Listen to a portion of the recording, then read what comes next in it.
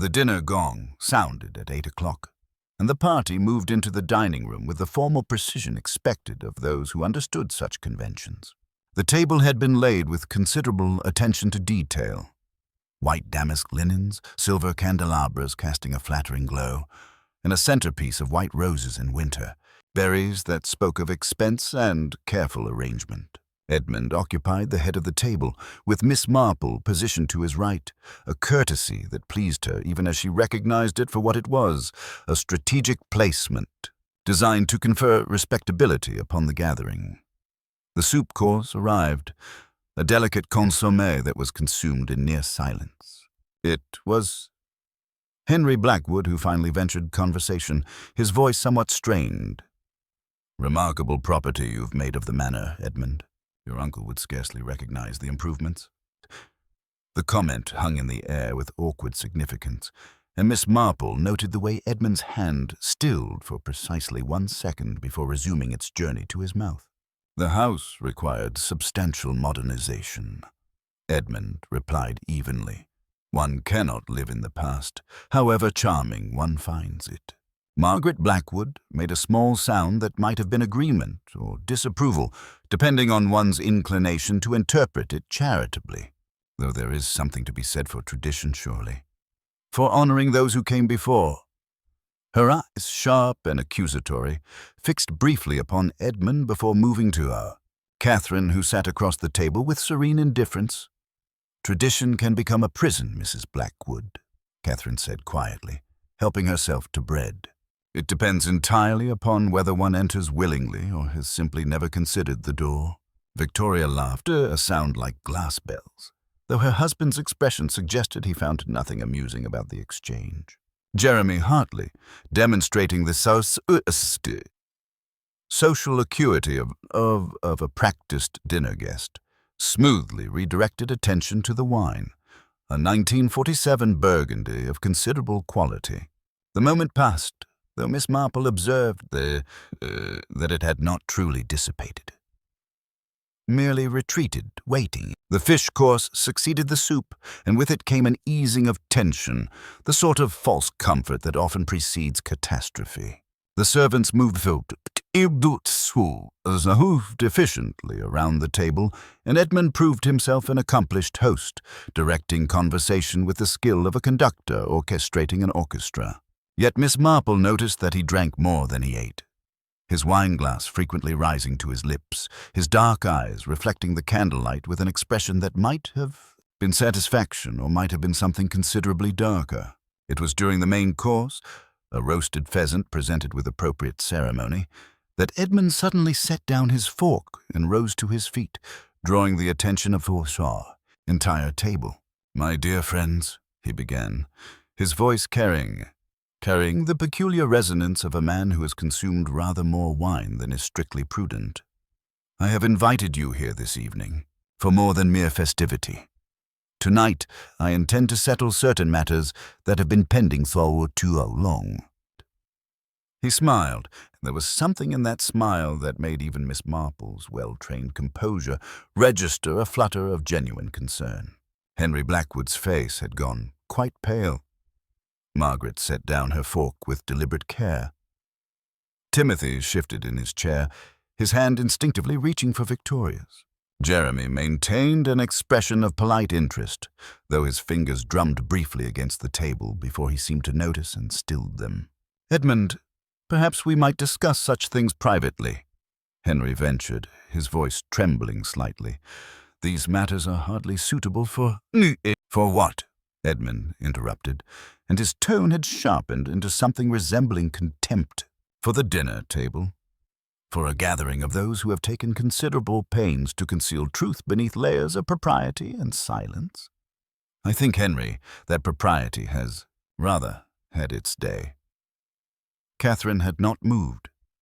She sat with her hands folded in her lap, her expression unchanged, though her knuckles had whitened almost imperceptibly. Miss Marple, watching with the attention of one who has spent 7 decades observing human nature, saw in that stillness a kind of resignation, as though Catherine had been expecting this moment with the fatalistic certainty of one who understood the machinery of consequence set in motion long before.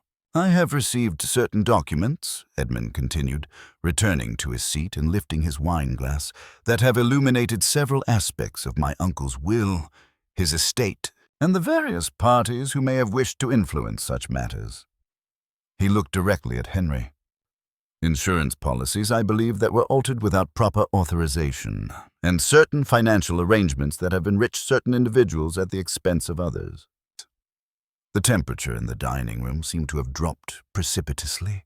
Outside, snow continued to fall against the dark windows, isolating the manor further from the world beyond.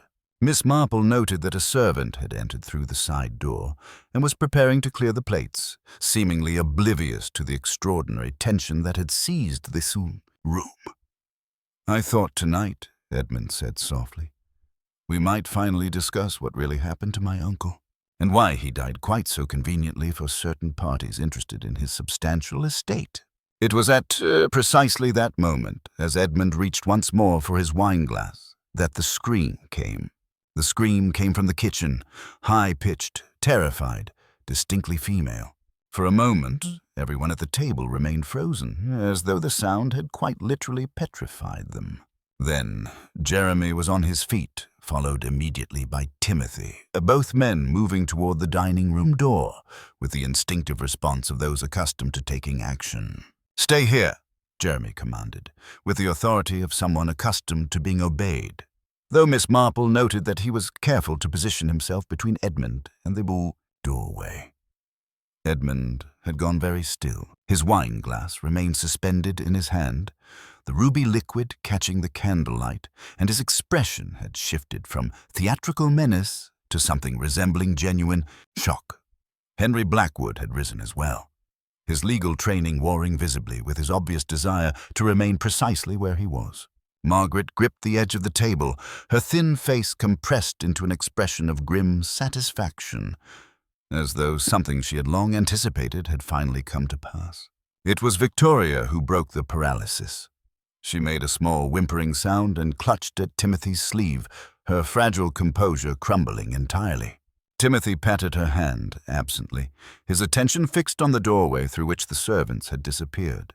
Catherine remained unmoved, her composure unshattered, though her eyes had narrowed with an expression that might have been calculation or might have been fear. Miss Marple, with the deliberate movements of one who has learned that haste often obscures rather than clarifies, rose from her chair and made her way toward the corridor.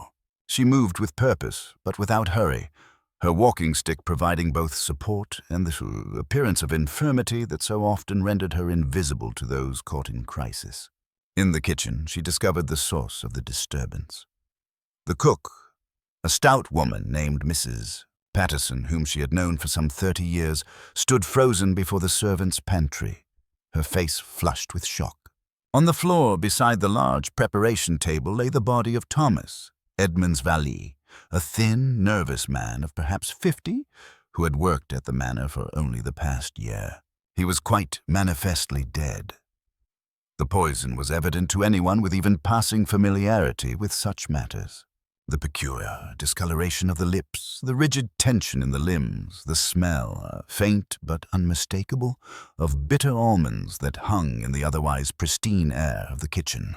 A cup of something lay overturned near his outstretched hand, its contents having soaked into the flagstone floor. Jeremy had entered behind Miss Marple, and his reaction was immediate and professional. He knelt briefly beside the body, checking for a pulse with the thoroughness of one who knew full well it would be futile, then rose and fixed Mrs. Patterson with a steady gaze. "When did you last see him alive?" Mrs. Patterson's hands were shaking. "Not 15 minutes past, sir. He came in through the back door. He did. Said he needed to fetch something from Mr. Edmund's private study. He seemed in a dreadful state, all nervous-like, kept looking over his shoulder. I thought perhaps he'd had a row with someone. He poured himself a cup of tea from the pot I'd just made, added something from a flask he carried, said it would help his nerves, and was just turning to leave when he suddenly gasped and fell right down. Where you see him now."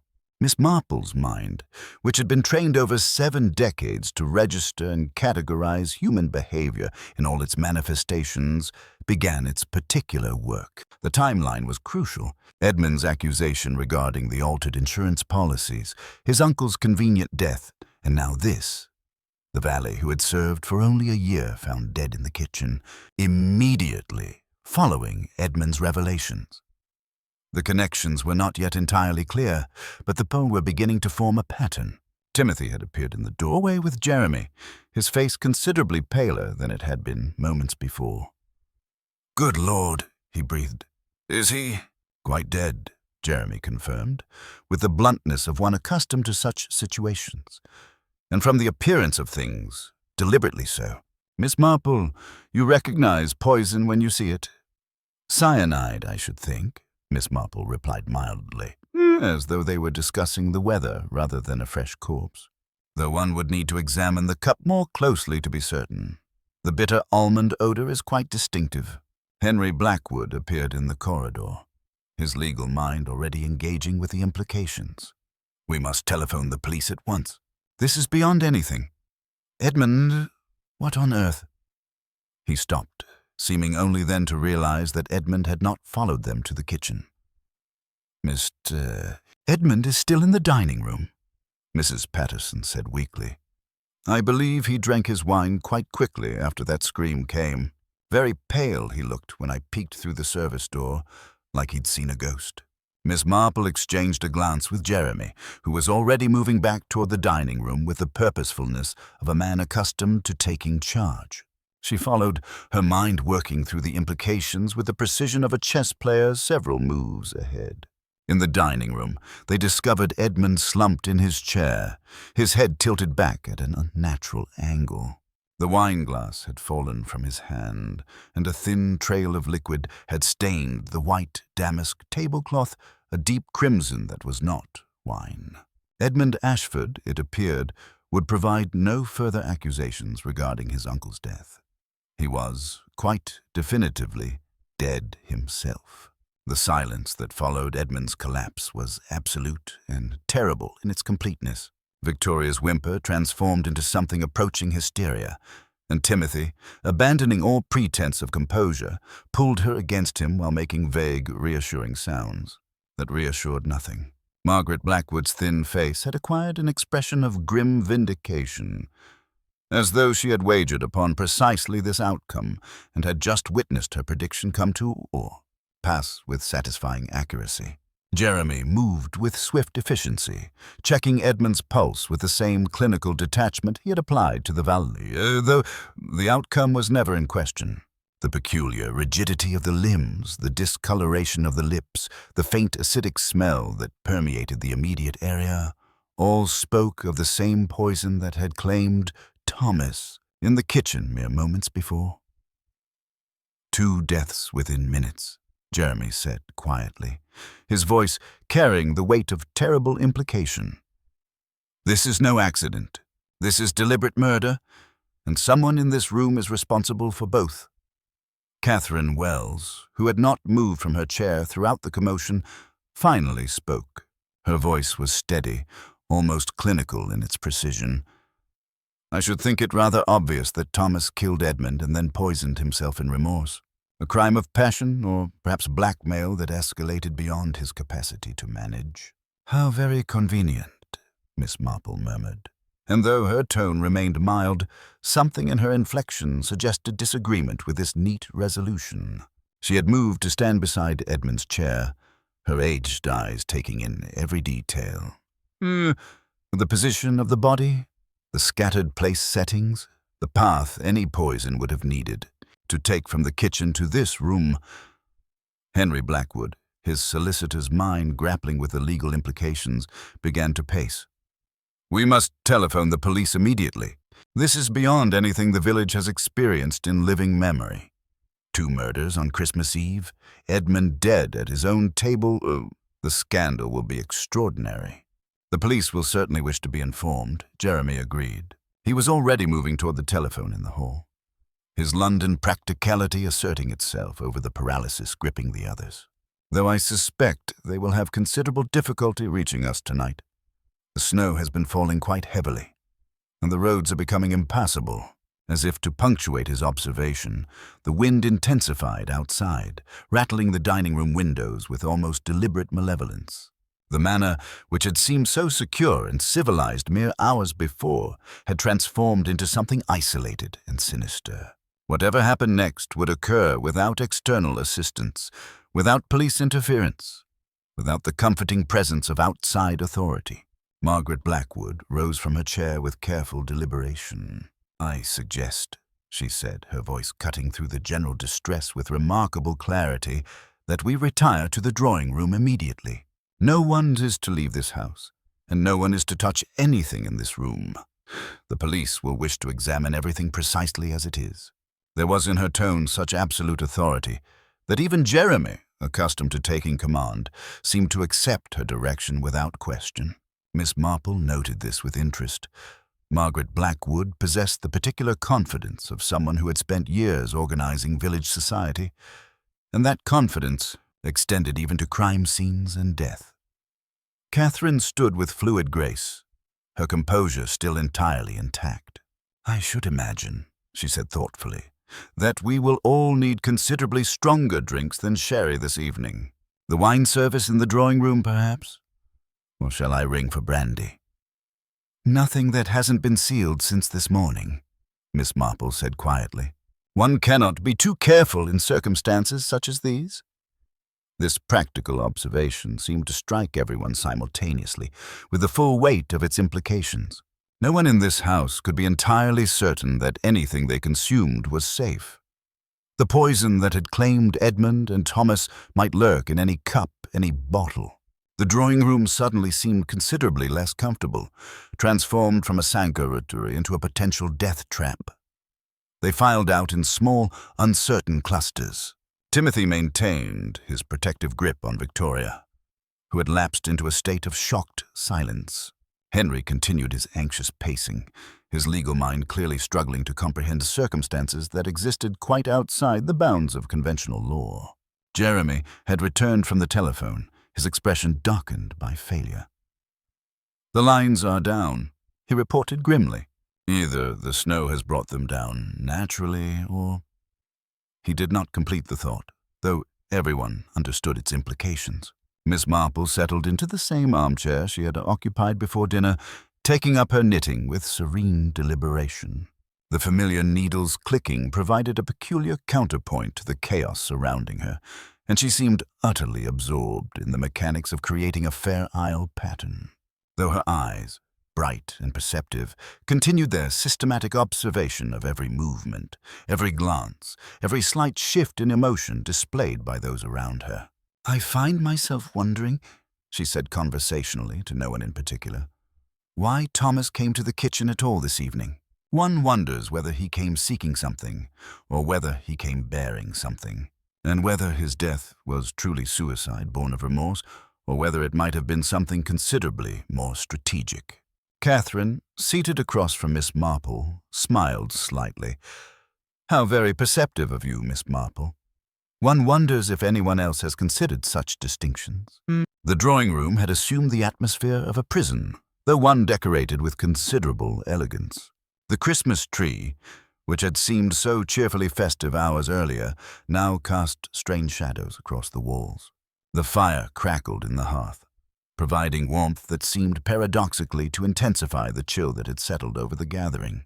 A servant, a young footman named David, whom Miss Marple recognized from her previous observations, had been instructed to remain in the room, ostensibly to ensure that no one attempted to leave, though his presence served equally to prevent any of the guests from accessing the kitchen or other parts of the house unsupervised. Jeremy had taken charge with the natural authority of someone accustomed to boardroom decisions and high-stakes negotiations. He had insisted that Henry telephone the village police constable, and though the lines remained obstinately dead, the ritual of attempting communication seemed to provide some measure of psychological comfort. Margaret sat with her hands folded in her lap, her sharp eyes moving methodically from face to face, as though cataloging reactions for some private inventory of guilt and innocence. Victoria had finally abandoned her whimpering in favor of a state of near catatonia, her fragile form seeming to diminish further with each passing moment. Timothy sat beside her, one arm around her shoulders, though Miss Marple observed that his attention was divided, part genuine concern for his wife, part careful observation of the other occupants of the room. His jaw worked occasionally, as though he were grinding his teeth, and his fingers drummed a nervous rhythm against the armchair's fabric. It was Henry who finally broke the unbearable silence. "We must discuss this rationally," he said, his solicitor's voice attempting to impose order upon chaos. "2 people are dead. The police cannot reach us until the road's clear. We have perhaps 12 hours before any outside intervention becomes possible. During that time, we must endeavor to understand what has occurred." "What has occurred," Catherine said calmly, "is that Edmund Ashford has been murdered, and his valet Thomas has been blamed for it, having conveniently taken his own life on remorse." "You speak as though you doubt this version of events," Jeremy observed, his sharp gaze focusing upon Catherine with new intensity. "I doubt all convenient versions of events," Catherine replied. "They tend to be exactly that, convenient, constructed by those who wish to avoid scrutiny." Miss Marple's knitting needles continued their rhythmic clicking, though she had lowered her work to her lap and was now observing Catherine with frank interest. "You knew Thomas, Miss Wells?" "Professionally only," Catherine replied. "He had been employed here for approximately 14 months. He was a competent valet, though rather nervous in disposition. He seemed perpetually anxious about something, though he was careful never to specify what troubled him. And yet," Miss Marple continued thoughtfully, "if one were inclined toward psychological analysis, one might suggest that a man perpetually anxious about something would be rather unlikely to commit murder and then calmly poison himself in remorse. Such actions require either cold calculation or profound desperation. A nervous disposition suggests neither." Margaret made a small sound of approval, and Miss Marple continued, her voice remaining gentle and conversational. "Moreover, a man who came to the kitchen seeking something or bearing something, as I suggested earlier, would scarcely have done so without clear purpose. He would not have paused to drink tea, particularly if that tea had been poisoned. One would need to establish how the cyanide entered his cup. Was it in the tea itself? In the flask he allegedly carried? Did he add something to the tea, or did someone add something after he poured it?" Jeremy leaned forward, his interest clearly piqued by this line of reasoning. "Mrs. Patterson said he seemed nervous, looking over his shoulder. She suggested he had taken something from a flask." If he poisoned his own tea, then Catherine's theory of remorse-driven suicide becomes more plausible. "But why poison himself?" Timothy asked, his protective hand still resting on Victoria's shoulder. "If he murdered Edmund, why not simply flee? Why stay to poison himself?" "Because," Miss Marple said quietly, "he did not murder Edmund. And because he understood that he was about to become a problem for someone." The implications of this statement settled over the drawing room like fog. If Thomas had not murdered Edmund, then one of the 6 people present must be responsible. The thought that the murderer sat among them, calmly drinking brandy and maintaining conversation, transformed the gathering from a scene of tragedy into something considerably more sinister. It was at this moment that David, the young footman, suddenly cleared his throat with obvious discomfort. "Begging your pardon, miss," he said, addressing Miss Marple with the directness of one who had been taught to respect his elders, "but I was instructed by Mr. Edmund about a week past to prepare certain documents in the study. He asked me to place them in a locked drawer, with specific instructions that they were to remain untouched until Christmas Day. He seemed quite particular about this, if I may say so." "Did he indicate what these documents concerned?" Miss Marple asked, her knitting now quite forgotten. "No, miss, but I heard him speaking to Mr. Thomas about them. He said something to the effect that certain truths would finally be revealed, and certain parties would receive their due consequences. He seemed quite satisfied with himself, if you understand my meaning." Margaret's thin lips compressed into a line of satisfaction. Then Edmund had prepared something. Evidence of wrongdoing, perhaps documentation of the insurance fraud he mentioned at dinner. Someone knew about these documents and wished to prevent their revelation. Which suggests, Catherine said smoothly, that Edmund's accusations at dinner were not merely theatrical dramatics, but the precursor to exposure of something quite serious. Something serious enough that someone would murder to prevent its disclosure. Miss Marple resumed her knitting with deliberate calm, though her mind was working with the precision of a master chess player, arranging and rearranging pieces, testing theories against observed behavior, searching for the single detail that would transform suspicion into certainty. The revelation regarding Edmund's carefully prepared documents created a palpable shift in the atmosphere of the drawing room. Jeremy, with characteristic decisiveness, rose from his chair. Then we must examine these documents immediately. They may provide the crucial context for understanding both murders. I shall accompany you, Margaret announced, her thin frame straightening with purpose.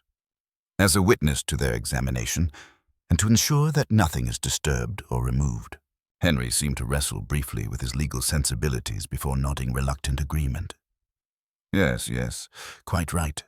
We must preserve everything precisely as Edmund left it. For the police investigation, you understand. Miss Marple set down her knitting with careful precision. I should very much like to see these documents as well, if I may. Though perhaps David should accompany us, as he is familiar with Mr. Edmund's study and can verify that everything remains as Edmund left it. Timothy made as if to rise, but Victoria clutched at his arm with sudden desperation, her fragile composure fragmenting entirely. Please don't leave me, she whispered, her voice trembling. Please, Timothy. I cannot bear to be alone. There was something almost theatrical in her distress, and Miss Marple noted with interest that Catherine observed Victoria's reaction with an expression of cool appraisal as though assessing the authenticity of the emotion on display. Timothy, despite his obvious desire to accompany the others, capitulated to his wife's need, settling back into his chair with visible reluctance. Catherine, you should remain here as well, Jeremy instructed with the authority of one accustomed to organizing others. No one should be left unobserved. David will accompany us to the study. Catherine's expression remained serene, though Miss Marple detected the slightest tightening around her eyes, a minute reaction that suggested Jeremy's instruction had not been entirely welcome. Still, Catherine inclined her head in acquiescence, resuming her seat with the composure of one who had accepted an unwelcome reality. The journey through Ashford Manor to Edmund's study took them through corridors increasingly shrouded in shadow. The electric lights cast harsh illumination on portraits of long-dead Ashfords, their painted eyes seeming to follow the procession with judging regard. David led them with the confidence of one familiar with the house's geography, though even his usual composure seemed diminished by the extraordinary circumstances. Edmund's study was precisely what one might expect from a man of his refined tastes and considerable wealth. Heavy mahogany furnishings, floor-to-ceiling bookshelves, a magnificent Persian rug, and windows that overlooked the now snow-shrouded gardens. The locked drawer that David indicated was situated within a substantial desk of considerable age and obvious value. The key, David said hesitantly. Mr. Edmund kept it on his person. He was most particular about this. I was never to touch the drawer, only to ensure that no one else gained access to the study without his explicit permission. Jeremy examined the lock with the focused attention of one who possessed considerable experience with such mechanisms. We shall need to break it, he said finally. The circumstances seem to justify such action, though it is regrettable. It took only minutes for him to force the lock with a letter opener and a small amount of judicious leverage. The drawer slid open to reveal a leather portfolio, sealed with Edmund's own sigil in red wax.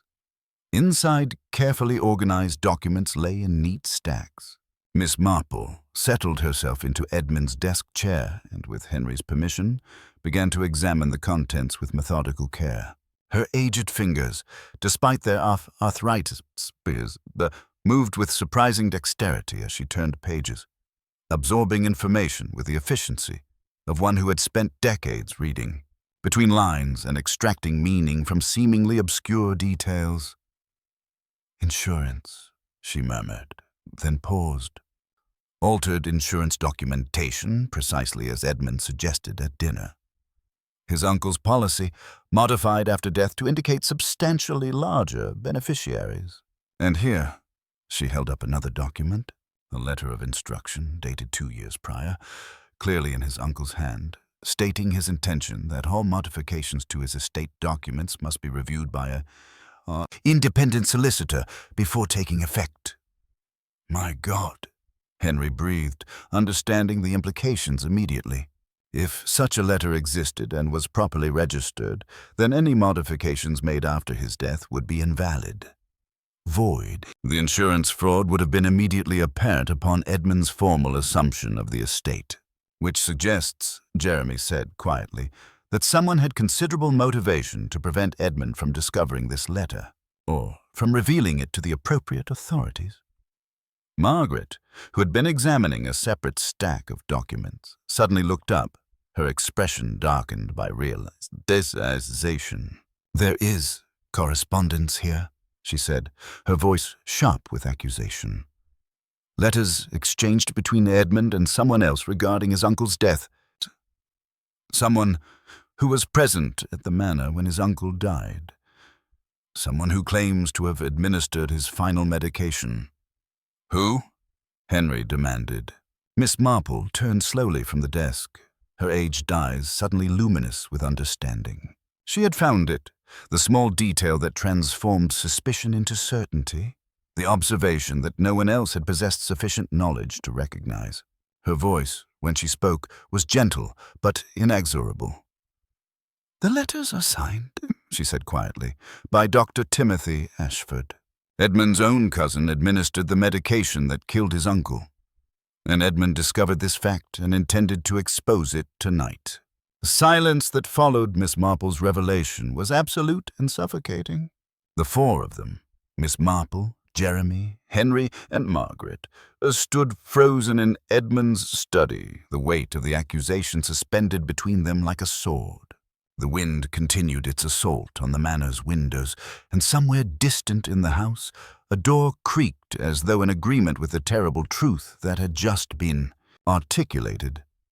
"This proves nothing," Henry said finally, his solicitor's training asserting itself over his shock. "A letter between cousins regarding medication administration could have any number of innocent explanations. Timothy is a physician, after all. It would be entirely natural for him to discuss such matters with Edmund. Yet Edmund felt compelled to seal these documents away," Miss Marple observed mildly, returning her attention to the correspondence, "and to plan a revelation this very evening. Innocent explanations do not typically require such theatrical secrecy." Margaret moved to the window, gazing out into the snow-shrouded darkness. "The question now becomes whether Timothy's knowledge of these documents prompted him to act, or whether his actions this evening were motivated by something else entirely." "2 murders within hours of each other," Jeremy said, his voice carrying the weight of terrible logic. "Edmund threatened to expose whatever Timothy had done. Thomas, in his anxiety, may have discovered something, perhaps overheard a conversation, perhaps possessed some incriminating knowledge. Both needed to be silenced." "But why poison himself?" Henry protested, clinging to the logical inconsistency as though it might salvage his preferred theory. "If Timothy murdered both Edmund and Thomas, why would Thomas then poison himself in remorse?" Miss Marple turned from the desk, her expression thoughtful. "Because Thomas did not poison himself, because he was murdered, precisely as Edmund was murdered, and his death was arranged to appear suicidal. An elegant solution, really. Blame the valet for both murders and for his own death born of remorse. A complete narrative, requiring no further investigation." "Then who administered the poison to Thomas?" Jeremy asked, though his expression suggested he already suspected the answer. "Someone who had access to the kitchen," Margaret said, her sharp eyes fixed upon Miss Marple. "Someone who could move through the house without raising suspicion. Someone trusted by the household staff." The implications hung unspoken but perfectly understood. They needed to return to the drawing room immediately. They needed to observe Timothy's reaction when confronted with the evidence of his knowledge regarding his uncle's death. They needed, in essence, to provoke the guilty party into revealing himself through reaction rather than confession. The journey back through the manor's corridors seemed interminable, though it consumed scarcely 10 minutes. As they descended the main staircase, Miss Marple moved with deliberate slowness, forcing the others to match her pace, giving her time to observe and to think. The portraits of dead Ashfords seemed to mock them with their painted indifference to human tragedy and murder. When they entered the drawing room, the atmosphere had transformed subtly. Victoria sat huddled in a corner of the sofa, her eyes red-rimmed from weeping, though her breathing had settled into a more regular pattern. Catherine occupied her previous chair, her composure utterly unchanged, as though she had not moved during their absence. Timothy, however, had risen from his seat and stood at the mantelpiece, his posture tense, his eyes fixed upon the doorway through which they entered with an intensity that suggested he had been awaiting their return with considerable anxiety. "You have examined the documents," Timothy said, and there was no question in his voice. It was a statement delivered with the certainty of one who understood precisely what his accusers had discovered. "We have," Jeremy confirmed, his voice steady. "Documents that detail your administration of medication to your uncle. Documents that Edmund intended to reveal this evening." Timothy's hand, which had been resting against the mantelpiece, suddenly clenched into a fist. His jaw tightened, and for a moment his carefully maintained composure cracked, revealing something raw and desperate beneath the surface. Victoria made a small sound of distress, but Timothy did not move to comfort her. His attention remained fixed upon the group that had entered the room. "My uncle was dying," Timothy said quietly. "The physicians had given him perhaps 3 months. He was in considerable pain, and the medications available provided minimal relief. He asked me, explicitly asked me, to ease his suffering, to provide him with a means to end his pain before the disease progressed to unbearable stages." "Mercy killing," Henry breathed, understanding the terrible complexity of the situation. "Assisted suicide," Timothy corrected, his voice steady now, as though the admission had somehow steadied him. He was explicit about his wishes. "I provided the medication. I ministered it as he requested, and I watched him die peacefully, without pain, at a time of his own choosing." He paused, his eyes moving to Miss Marple. "I recorded all of this in letters to Edmund, because he had a right to know what his inheritance had cost me, what I had sacrificed to grant my uncle his final wish. Yet Edmund intended to reveal this information," Margaret said, her voice sharp with accusation. "To expose your actions to the authorities?" "No," Timothy said, and there was something almost sorrowful in his denial. "Edmund intended to use this information to manipulate me. He discovered the insurance fraud, discovered that someone had altered the policies to ensure he received substantially more money than his uncle had intended. He intended to force me to confess to assisted suicide in exchange for his silence about the altered documents." Miss Marple's expression remained calm, though her mind was suddenly working at accelerated speed, rearranging pieces, testing this new theory against the evidence at hand. Timothy's confession regarding his uncle's death might be entirely truthful, which meant his motivation for murdering Edmund required careful reassessment.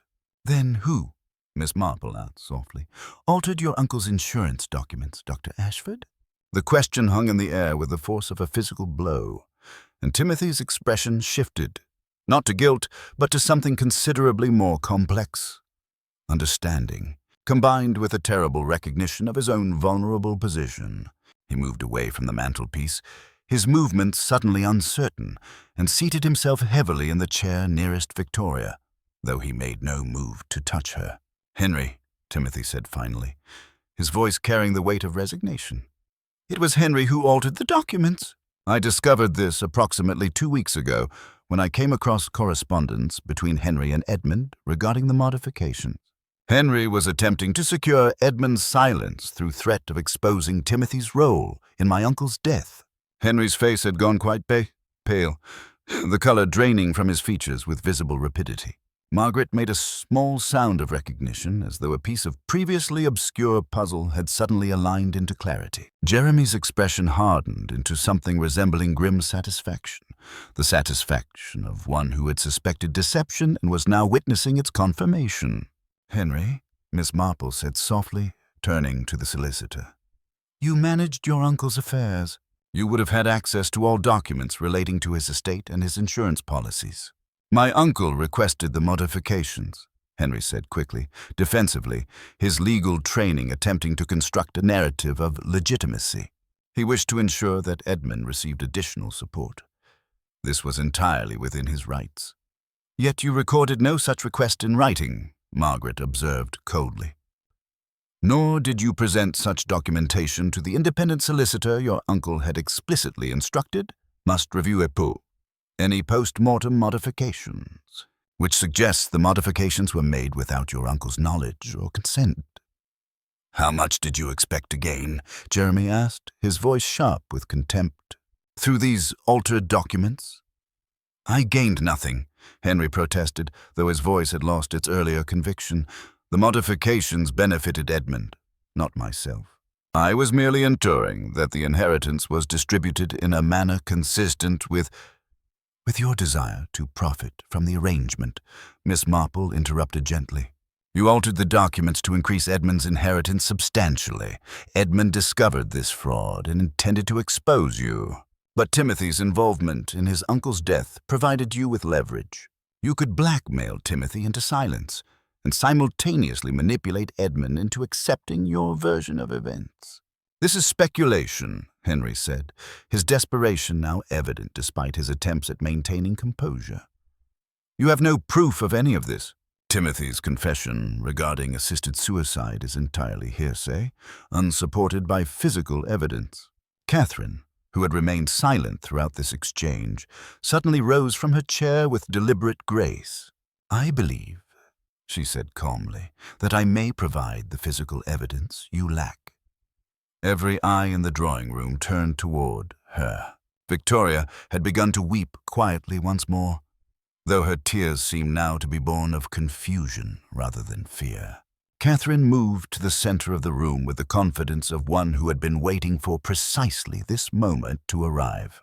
"You should understand," Catherine said, addressing Henry directly, "that working as Edmund's secretary provided me with access to considerable sensitive information, including knowledge of his uncle's original insurance documents, the letters Timothy wrote regarding his uncle's death, and the correspondence between you and Edmund regarding the fraudulent modifications." She paused, allowing the implications to settle. "Edmund intended to dismiss you, Henry. He had discovered your embezzlement over the past 3 years, approximately £40,000 transferred to accounts you controlled through minor accounting adjustments that would have remained undetected for decades." Henry's face had gone from pale to an alarming shade of gray. His hands, which had been clenching and unclenching throughout this exchange, suddenly stilled entirely. "The altered insurance documents were merely the final transgression," Catherine continued. "The moment at which Edmund recognized that your dishonesty extended far beyond simple estate management into criminal territory. He intended not merely to expose you regarding the insurance fraud, but to have you prosecuted for embezzlement as well." "Where is your evidence?" Henry demanded, though his voice had become barely more than a whisper. "Edmund kept duplicates of everything," Catherine replied. "As did I, locked away in a secure location quite separate from the study. Along with the documentation of your visits to the manor on the evening your senior partner, Mr. Blackwood, Margaret's late father, died unexpectedly 14 years ago. A death that, upon closer examination, appears far less natural than was initially assumed." Margaret made a small sound, not quite a gasp, but something approaching one. The implications of Catherine's statement seemed to reverberate through the room like thunder. Henry appeared to be struggling for breath, his chest heaving beneath his dinner jacket. "You cannot prove anything," he said finally, but the words emerged with the desperate quality of a man grasping at straws. "Edmund intended to prove everything," Miss Marple said quietly, "which is why you poisoned him this evening, and why you felt compelled to eliminate Thomas, who had likely overheard some portion of Edmund's accusations." "I did not," Henry began, but the denial was incomplete, undermined by the obvious truth written across his face. "How did you accomplish it?" Jeremy asked, his tone suggesting he already suspected the answer. "The poison in the wine? The wine service," Henry said quietly, seeming to have abandoned all pretense of denial. "I had access to the kitchen before dinner commenced. It was a simple matter to substitute Edmund's usual vintage with one I had prepared myself. He always drinks from the same glass, always positions himself at the head of the table. I merely needed to ensure that when he reached for his glass following his theatrical accusations, the poison would be waiting." The confession, once begun, seemed to flow from Henry with the inevitability of water finding its downward course. His shoulders slumped, and he sank into the nearest chair as though his physical structure could no longer support the weight of his deceptions and crimes. "Thomas discovered the substitution," Henry continued, his voice now carrying the hollow quality of a man emptied of resistance. "He saw me place the poisoned wine into Edmund's glass. He said nothing at the time, but afterward, when he came to clear the plates, he made some comment about having seen things he shouldn't have. He looked at me with such knowing certainty that I understood immediately he would speak to the authorities once the police arrived. I could not allow that. So you summoned him to the kitchen?" Miss Marple said, her tone neither accusatory nor sympathetic, merely stating fact. "You explained that you needed to discuss something with him privately, away from the others, and when he arrived, you gave him poisoned tea, ensuring his death would appear to be suicide born of remorse over Edmund's murder. He was going to destroy everything I had constructed," Henry said, and there was almost a note of pleading in his voice, as though explanation might somehow justify murder. 40 years of careful management, of securing my family's position, of building a reputation as one of the most trusted solicitors in the county. One careless comment from a nervous valet, and it would all have been revealed as fraudulent. "Your senior partner's death 14 years ago," Margaret said, her voice trembling with a combination of anger and grief. "My father. You had something to do with that as well, didn't you?" Henry did not respond immediately. He sat in the chair, his hands folded in his lap, his eyes fixed upon some point beyond the drawing-room walls. The silence stretched uncomfortably, and Miss Marple observed that Margaret's thin frame had begun to shake. Whether from cold or emotion, it was impossible to determine. "Your father discovered my initial embezzlement," Henry said finally, his voice barely audible. "He threatened to turn me over to the authorities unless I resigned from the partnership immediately. I could not accept that outcome. I had invested everything into the firm. My reputation, my ambitions, my very identity was bound up in the practice of law. So I provided him with medication I claimed would ease his chronic heart condition. He took it willingly, trusting me as a fellow professional, as a friend. Within the hour, he was dead. The physicians concluded it was a natural heart attack. No one questioned the diagnosis." Margaret made a sound that was almost a sob, though she controlled herself with visible effort. Jeremy moved as if to comfort her, but she held up a hand, silencing him with a gesture. Her expression had hardened into something resembling stone. Grief transformed into the terrible clarity of betrayal by someone she had known and trusted for decades. "You murdered my father," Margaret said, her voice low and steady despite its obvious cost. "You have murdered Edmund. You have murdered Thomas, and you did all of this to preserve the illusion of respectability and success." "I did it to preserve what mattered," Henry corrected, though there was no conviction in his voice. "To maintain standards, to ensure that excellence was recognized and rewarded. Your father was a fool, Margaret. He would have destroyed everything we had built simply to satisfy his archaic morality. Edmund was a threat to the order I had carefully constructed, and Thomas was merely an inconvenience, a loose thread that needed removing." Miss Marple had resumed her knitting, the needles clicking with their familiar rhythm, and her gentle gaze moved across Henry's face with the comprehension of one who had seen human nature in all its complexity and tragedy. "Yet, you have destroyed far more than your father could have done," she said softly.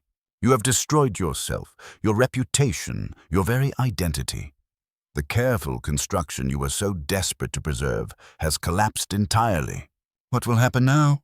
Victoria asked softly, her voice barely more than a whisper. Timothy's arm had gone around her shoulders, and she leaned against him with the helplessness of one who had been thrust into circumstances entirely beyond her comprehension or control. "The police will be contacted once the roads are passable," Jeremy said, his voice carrying the weight of inevitability. "Henry will be arrested and charged with 2 counts of murder, and likely with the earlier death of Margaret's father as well. Catherine's documentation will provide the evidence necessary for prosecution." Henry made no attempt to rise or to flee. He sat in his chair as though he had become part of its structure, his expression emptied of everything except a kind of weary resignation. The man who had so carefully constructed a facade of respectability and professional competence had been reduced by the inexorable logic of Miss Marple's observations and Catherine's evidence to something small and diminished. "I wonder," Miss Marple said thoughtfully, "whether you ever considered simply confessing, whether you might have served a considerably shorter sentence had you demonstrated even minimal remorse at the time of your father's death." Henry did not respond. He stared ahead into nothing, as though the question belonged to someone else's life entirely, a question that had no relevance to the hollow shell of a man who sat defeated in the drawing room of Ashford Manor. Outside, the snow continued to fall, white and silent and indifferent to human tragedy. The remainder of the Christmas Eve evening passed in a strange suspension of normalcy and tragedy. Jeremy, with his characteristic efficiency, had managed to contact the village constabulary through the telephone lines that mysteriously became functional once the immediate crisis had passed. Whether through natural clearing or through some intervention of fate, Miss Marple chose not to speculate. Constable Morrison arrived within the hour, accompanied by the village doctor, and the formal machinery of law and investigation began its methodical work. Henry was taken into custody without resistance, almost as though the arrest provided him with a perverse relief. The final surrender to consequences he had managed to evade for 14 years. As the constable placed handcuffs upon his wrists, Margaret turned away, her face carved from granite, though Miss Marple observed the way her hands trembled slightly as she gripped the back of a chair for support. Catherine retreated into the shadows of the drawing room once her role had been fulfilled, her composure remaining unshaken even as the room filled with police officers and the apparatus of criminal investigation. Miss Marple found herself studying this remarkable young woman with renewed interest, recognizing in her the particular resilience that comes from having survived circumstances that would have broken less determined individuals. "You have been quite extraordinary this evening, Miss Wells," Miss Marple observed quietly, as the others occupied themselves with the constable's questions and the preliminary documentation of the crime scene. Catherine's expression registered mild surprise at being addressed so directly. "I merely provided information that Edmund had entrusted to me," she replied. He recognized that Henry posed a threat not merely to himself, but to the integrity of the estate and the Ashford name. "Edmund asked me to preserve certain documents in case anything should happen to him. I confess, I did not anticipate that something would occur quite so catastrophically." "Yet you suspected Henry's involvement," Miss Marple suggested gently. "You suspected it long before this evening's revelations." "I suspected many things," Catherine acknowledged. "But suspicion without evidence is merely gossip, and I have never been one to engage in village speculation without foundation." She paused, and something in her expression softened slightly. "Though I confess that watching Henry's facade crumble brought a satisfaction I had not anticipated. He represented everything I have come to despise about English society. The assumption that respectability and position could excuse any moral transgression, provided it remained sufficiently hidden." Miss Marple nodded, understanding completely. "You knew Edmund's uncle, then, before his death?" "I was employed as his nurse during his final months," Catherine said quietly. "Before I became Edmund's secretary, I was present when Timothy administered the medication Edmund's uncle had requested. I witnessed his peaceful passing, and I understood immediately why Timothy felt compelled to record the event in correspondence, not from guilt, but from a desire to ensure that someone understood the mercy of what had occurred. Edmund respected Timothy's actions precisely because he recognized them as an act of love rather than of murder. And yet Edmund felt compelled to blackmail his cousin regarding these actions, Miss Marple observed, which suggests that Edmund himself was not entirely virtuous in his motivations. "Edmund was a man of contradictions," Catherine replied. "He possessed genuine moral conviction regarding certain matters, the insurance fraud, for instance, genuinely offended his sense of right and wrong. Yet he was equally capable of leveraging his cousin's vulnerability to secure compliance with his own desires. Edmund intended to force Henry's resignation from the partnership, to expose the embezzlement, to reclaim what he perceived as having been stolen from his uncle's estate. But he was willing to shield Timothy from prosecution in exchange for Timothy's acceptance of the consequences that would follow. The constable approached Miss Marple at that moment, requesting her statement regarding the evening's event. She provided a thorough accounting of her observations, her deductions, and the logical progression that had led to Henry's confession. The constable listened with the respectful attention of one who recognized that this elderly woman possessed a clarity of mind that transcended her physical fragility. "How did you deduce so quickly that Henry was responsible?" the constable asked, his notebook poised to capture her response. "I did not deduce it quickly," Miss Marple replied gently. "I observed, across many years and many circumstances, certain patterns of human behavior. A man who is embezzling funds develops particular nervous habits. A man who has committed murder and succeeded in concealing it develops a particular arrogance regarding his ability to manage subsequent crimes." Henry's hands trembled when confronted with evidence of his crimes, yet his voice remained steady. This suggested long practice in maintaining composure under pressure, the composure of someone who has successfully deceived for years. When Timothy confessed to assisted suicide, I recognized immediately that his confession was authentic in ways that an accusation of murder could not have been. Therefore, if Timothy had not murdered Edmund, Henry must have. "Remarkable," the constable murmured, making notes. "Elementary," Miss Marple corrected gently. "It requires only attention to human nature and the recognition that people reveal themselves through their reactions far more eloquently than through their words." By the time the constable departed with Henry in custody, the drawing room had returned to a peculiar semblance of order. The Christmas tree still stood in the entrance hall, its ornaments catching the pale light of dawn that had begun to creep across the snow-covered grounds. Victoria had finally succumbed to exhaustion, resting against Timothy's shoulder, while Timothy himself stared ahead with the expression of a man whose life had been fundamentally altered in ways he could not yet fully comprehend. Margaret sat alone by the window, watching the snow, her face revealing nothing of the tumult of emotion that must have been occurring within her. Miss Marple understood that Margaret would require considerable time to process the revelation that the man she had known and trusted for 4 decades had murdered her father, 14 years prior.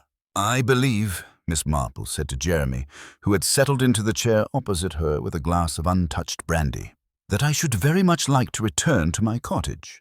The excitement of Christmas Eve has quite exhausted me, and I find myself in need of rest."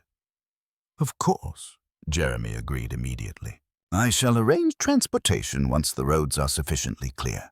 The roads had been cleared sufficiently by mid-morning on Christmas Day to permit travel, though the journey from Ashford Manor back to Daly Cottage remained treacherous. Miss Marple sat in the rear seat of Jeremy's automobile, watching the familiar landscape of Little Ashford pass by in white silence, her knitting needles clicking softly in rhythm with the hum of the engine. The village, which had seemed so peacefully ordinary mere hours before, had been irrevocably transformed by the revelation of decades-old murder and systematic criminal deception. By the time she reached her cottage, the full scope of the tragedy had begun to circulate through little Ashford's gossip networks with the velocity of Wildwall. Hudson arrived with the post at precisely 3 o'clock, her eyes bright with barely suppressed excitement and the desire to discuss every aspect of the manor's Christmas catastrophe. Miss Marple received her with characteristic courtesy, offering tea and listening to the breathless recitation of village speculation with the patient attention of one who has heard similar narratives many times before. Of course, no one suspected it Henry Blackwood, Mrs. Hudson proclaimed, settling herself into the proffered chair with visible satisfaction. He was always so respectable, so established. Margaret's father trusted him implicitly, or so everyone believed. And all this time, he was a murderer. People reveal themselves most clearly through their choices, Miss Marple replied mildly, pouring tea with practiced precision. Mr. Blackwood chose, 14 years ago, to commit murder rather than face the consequences of his dishonesty. Each subsequent crime, the embezzlement, the insurance fraud, the poisoning of Edmund and Thomas, represented simply the continuation of a path he had already chosen. Once one decides that murder is an acceptable solution to one's problems, the moral calculus becomes considerably easier with each subsequent transgression. Do you believe he will hang? Mrs. Hudson asked, her tone carrying the morbid fascination that the prospect of capital punishment inspired in even the most genteel segments of village society. That will depend upon the courts and upon the evidence Catherine Wells has preserved, Miss Marple said. But I confess I believe Miss Blackwood will welcome whatever sentence is imposed. He has been carrying the weight of his crimes for 14 years. The relief of confession, despite its terrible consequences, may ultimately provide him with a measure of peace he has not experienced since his first murder. Over the following days, as Christmas gave way to Boxing Day and the New Year approached, the full narrative emerged through the careful investigations conducted by the county, police, and the subsequent statements given by the various parties involved. Timothy's assisted suicide of his uncle was deemed a matter of profound moral complexity rather than criminal liability, though the authorities made clear that such actions, however motivated by compassion, could not be formally condoned. The insurance fraud was traced entirely to Henry's machinations, with documentation supporting the conclusion that Edmund's uncle had never authorized any modifications whatsoever. The most extraordinary revelation involved Margaret's investigation into her father's death 14 years prior.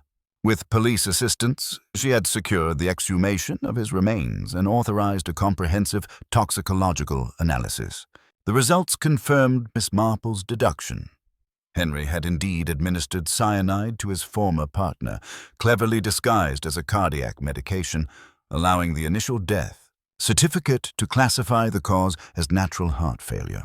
The 14-year delay in discovering this crime represented a singular failure of forensic science and investigative procedure, though Miss Marple reflected that in earlier decades such failures were not uncommon. Catherine Wells, having fulfilled her role in exposing Henry's crimes, had quietly departed from Ashford Manor and returned to London, where she had accepted a position with merriest firm of solicitors specializing in cases of estate fraud and corruption. Miss Marple received a brief note from her approximately 6 months after the Christmas dinner tragedy, expressing gratitude for Miss Marple's discretion and her willingness to consider the moral complexities inherent in Catherine's own decisions. The note was written in elegant handwriting on quality stationery, and Miss Marple kept it carefully preserved among her personal papers. Timothy and Victoria had remained at the manor, though under considerably different circumstances than they had anticipated, with Edmund's estate now passing to Timothy as the nearest surviving male relative, and with the insurance fraud rectified through the proper distribution of funds, according to their uncle's authentic wishes. Timothy had found himself in possession of considerably greater financial security than he had previously enjoyed. More importantly, the exposure of his role in his uncle's assisted suicide, while initially causing considerable social embarrassment, had ultimately resulted in a certain grudging respect from the village. Here was a man, people began to whisper, who had been willing to commit a serious crime out of compassion for a dying relative's suffering. Miss Marple received a visit from Timothy and Victoria early in the new year. They called at Daly Cottage on a cold afternoon when the winter sun hung low and pale above the snow-covered gardens. Miss Marple received them in her drawing-room, serving tea with her usual graciousness. "I wish to thank you personally," Timothy said somewhat awkwardly, "for your role in resolving this terrible matter. Your deductions quite literally saved me from prosecution for a crime I did not commit." "You committed exactly the crime you confessed to," Miss Marple corrected gently. "What saved you from prosecution was not my deductions, but the recognition by the authorities that assisted suicide, while technically illegal, exists in a realm of moral complexity that makes criminal prosecution extraordinarily difficult to justify. Your uncle was a dying man who chose the manner and timing of his death. You provided him with that choice. Society has decided, through its courts and magistrates, that such an action, while wrong in law, is not a matter requiring severe punishment." After they had departed, Miss Marple sat alone in her drawing-room, her knitting needles working with their familiar rhythm. Outside, the winter sun had set entirely, and darkness had claimed the village. She reflected, as she often did following the resolution of one of these small tragedies, upon the extraordinary capacity of human beings to deceive themselves regarding their own moral standing. Henry Blackwood had believed himself respectable. He had believed himself justified in his crimes. He had believed that his position and reputation could exempt him from the ordinary consequences of transgression. And in believing these things, he had constructed a prison far more absolute than any physical cell, a prison of his own making, from which only confession and exposure could provide escape. Miss Marple set down her knitting and gazed out the window into the darkness, where little Ashford lay hidden beneath its white blanket of snow, awaiting the gradual return of spring and the resumption of its ordinary, complicated, fundamentally human dramas.